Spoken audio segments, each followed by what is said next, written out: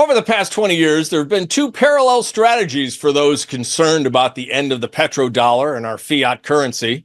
Move into illiquid hard assets like real estate, vintage automobiles, precious metals, and the like, or convert your Benjamins to one of the many new cryptocurrencies, which, although perhaps more liquid, are also more speculative. Well, now those two worlds are colliding. Joining us now to discuss is the CEO of Solum Global, a transparent digital network where cryptocurrencies and real-world assets meet. Kirk, welcome to State of the Nation. Thank you, guys. It's great to be here. Now, in Ghostbusters, they made a big point of saying don't cross the streams, but this sounds like kind of a good idea, crossing the streams of hard assets and cryptocurrencies. Well, that's exactly right. And it's really was sort of the inspirational brainchild that got us thinking about this. I've got a variety of friends that have either been in crypto, some have been in precious metals, other, type and kinds of investment vehicles. And, we look back and we remembered in the day here in the U.S. when the dollar was backed by gold, right? A lot of your audience will remember that. A $20 bill and a $20 gold piece were synonymous. And I'm not an economic historian, but I believe if someone wants to check it out on Google or something, that was like an 85-year run of one of the most stable, dollar values that the country's ever had.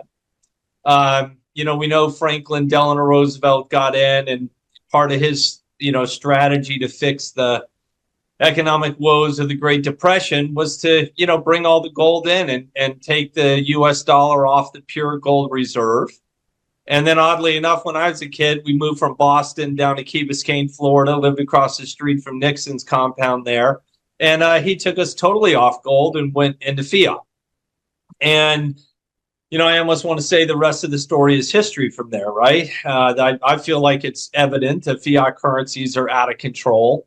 I certainly understand some of your audience's concern. Maybe the petrodollar is going to crash. Maybe the U.S. dollar is going to lose its reserve status. But then here in the last decade or so, we have seen it. We've seen an emergence of a whole new class, call it currency, call it an investment. There's a lot of different terms people throw around, but I like the general phrase crypto, right? So whether it's Bitcoin or whether it's Ethereum or Elon made Dogecoin pretty famous, there's different types of currencies in the world, if you will.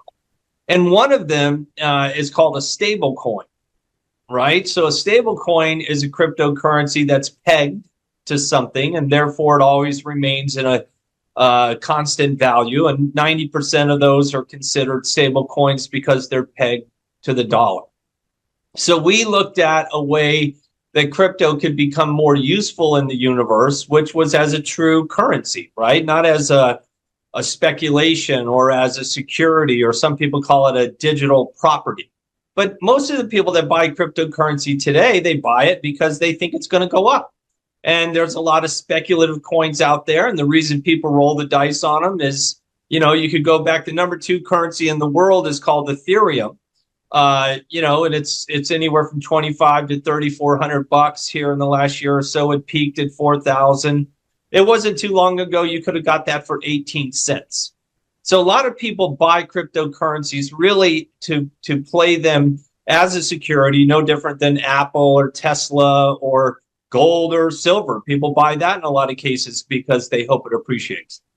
But inside that world, there is a valuable tool. There's an actual type of cryptocurrency that could be used in a transaction process. Right. So I think it'll be a long time before you could pay your car payment or your electric bill or your property taxes in Bitcoin. But in a stable coin, I think that's possible because it'll retain the same value as the dollar, as time goes by. So when we were looking at all that and we thought, okay, well, there's an emerging second and third world economy. If you can get one of these, then you can access the cryptocurrency marketplace. You get a wallet. It looks like an app on your phone. You can get into crypto, move it around and things like that. And we just said, hey, what kind of currency are people going to want to participate in? What kind of platform are they going to want to work on? And it's going to be one that they trust.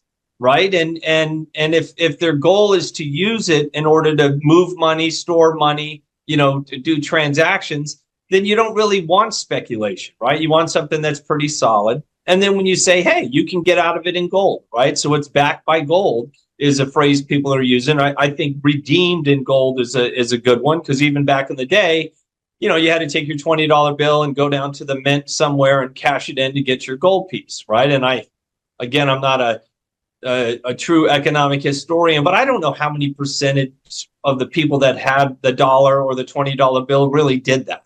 Knowing that they could do that, at least up until Franklin Delano Roosevelt got hold of it, gave them the confidence that they didn't want to do it, right? So long as they thought they could, they believed in it. So we thought exactly that, bringing these two worlds together, the real world asset, in this case, gold, and the digital currency together in one platform, or again, I'll call it an app on your phone or your browser. We just thought that was a great way to introduce it to the hordes of new users that are coming in every day to the industry. Yeah, absolutely. And the cool thing about it, I'm still getting up to speed on it, but I've been looking at it today, and it seems like your wallet really is where Solum Global sort of shines. Talk to us a little bit about how that wallet works and what makes it a better or at least a different solution than many of the other ones out there, because there's a lot of these things out there. It can be very confusing for new You're absolutely new people. right. Yeah. And so that word you use, confusing, is really how you might say we reverse engineered our wallet. I don't know if you guys remember back in the day when Yahoo was one of the primary search engine browsers, right? And before Google came out. And I would go to Yahoo and I could see everything on there, from the stock page to the weather to who won, the latest golf tournament, soccer match, football match, whatever. It was like the homepage of a newspaper. And then Google came out, simple as it could possibly be, a white background, maybe a word at the top that said Google, happy 4th of July, maybe if they really spruced it up, and then a simple little box. You put in a word, boom, you got the product. And so, that was part of how we came up with the idea of what we call the Solum Solution. So the solution is going to comprise of certainly the wallet. And again, you get the wallet. I have one on my phone. It looks just like an app, right? You open it, it looks like an app. It works like an app. It just happens to connect through to the blockchain. And that's what makes it a crypto wallet, and it works with smart contracts. But inside it, there's really only 3 or 4 simple buttons. There's a button where you can get into crypto. There's a button where you can send crypto, which is an outbound arrow. There's a button where you can request crypto to come to you, which is an inbound arrow. And then there's 3 little gold bars, so you can click on those, and whatever monies you have in your wallet, you can redeem that for gold. And so if you do that, particularly with the gold, like within, typically we've been on the road show the last 6 or 8 weeks demonstrating it live, but it's like anywhere from 30 seconds to a minute. You get an email in your inbox associated with your wallet, which is KYC and AML approved and all that stuff, because we don't want drug traffickers and, all that kind of stuff using it, because we're trying to make it for the masses. And you get an email and it says, hey, do you want to call us? Do you want to come pick up your gold? Do you want us to ship the gold to you? Or do you want to work on putting a storage vault, like a safety deposit box, together? So you've got, an application that really only has 4 buttons in it, and it simplifies the hell out of a very confusing market or product. And I know a lot of smart people that literally just give up. They just go, I don't know. I don't understand crypto, right? So let's just make it super simple. You can use it. It's just like Zelle. You can ask for money. You can send money. You have a balance of the money in there. And if you want to redeem it for gold, just hit the button and put in the amount you want to do. So I think that is what's going to make it possible for average people, average businesses. In fact, we were in Manhattan last week at a restaurant in Soho called Mamos, where we were doing a demo. We had maybe 30, 35 guests there, and the bill was $5,300. So we give him the card at the end of the night, and I asked the manager, I said, so you heard my spiel there, didn't you? He goes, yeah, I heard it. That was pretty interesting. I said, so when you run this card tonight, what's it going to cost? He said, I think we're like at 2%. Okay, so a $5,200 bill, that's $104 to run that card that night. So if you would have done that in the Solum solution and you'd use the cryptocurrency going out over the blockchain versus a credit card going out over the internet, and with that transaction, it goes out over the internet, it hits my bank, it hits their bank, it goes through a clearinghouse, bada bing, bada boom, going everywhere, and it costs 2% to get that done. Well, with the Solum solution, it's 1/10 of 1%. Right? So $5,000, 10% of that is 500, 1% of that is $50, 1/10 of 1% is $5.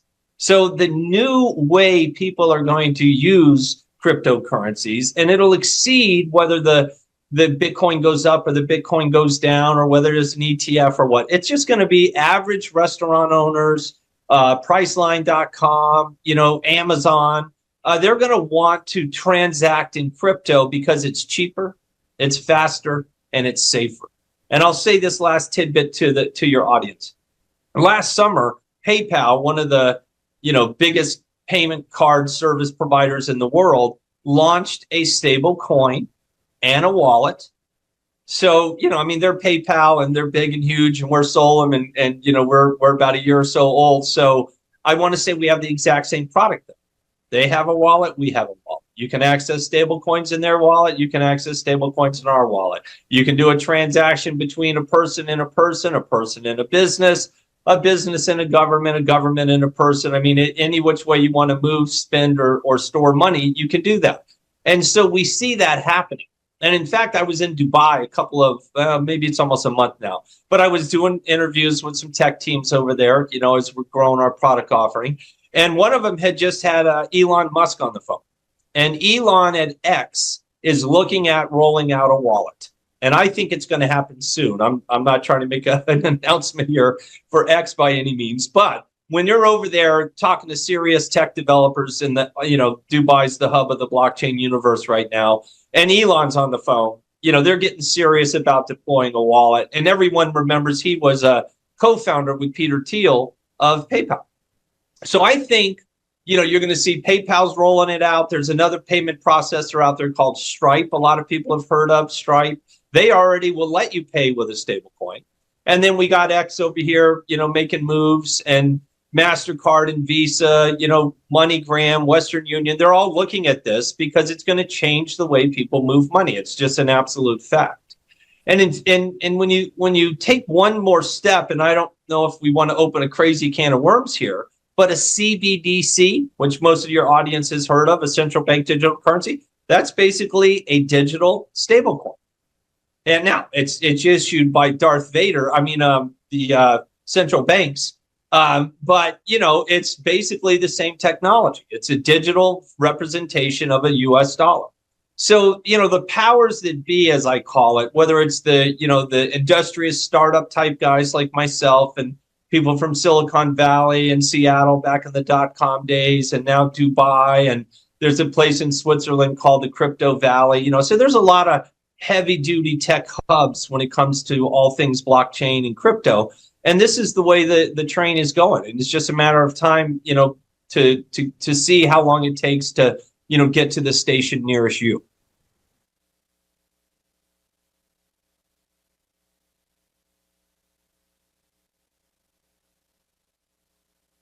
Well, he's lucky to pay 2%. We pay 4.5% because it's a tobacco product is part of our offering.